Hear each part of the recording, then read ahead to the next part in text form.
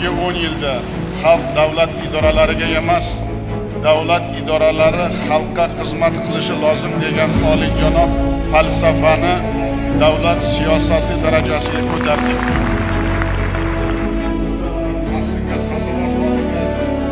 فخامة الرئيس Muhtaram Prezident janob oliylari, siz jahon miqyosida davlat boshqaruvining yangi tafakkurini shakllantirdingiz. Bu tafakkur mukammallikni nafaqat ish uslubi, balki fikrlash tarzi hamda insonga va vatanga xizmat qilish madaniyati sifatida qabul qiluvchi institutsional muhitni yaratishga xizmat qilmoqda.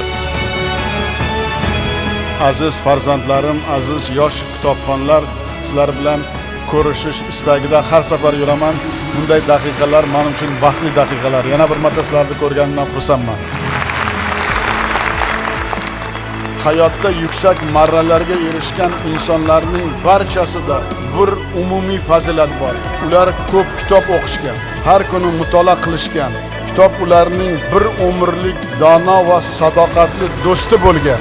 Men ushbu dasturni shunchaki kitob o'qish musobaqasi emas, balki jonajon vatanimiz kelajagi uchun strategik investitsiya deb bilaman.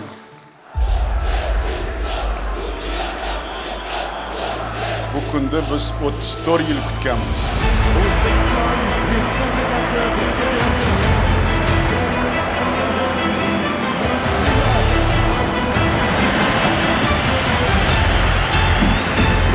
Sizlar tarixni allaqachon yaratib bo'ldilar.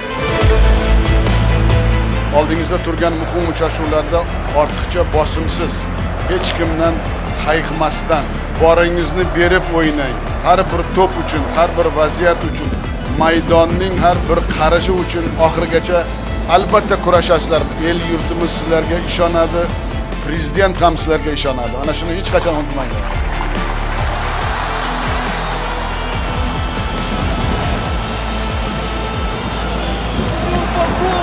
Yaşasın O'zbek futboli, yaşasın yangi O'zbekiston yoshlari, yaşasın bunyodkor O'zbekiston xalqi.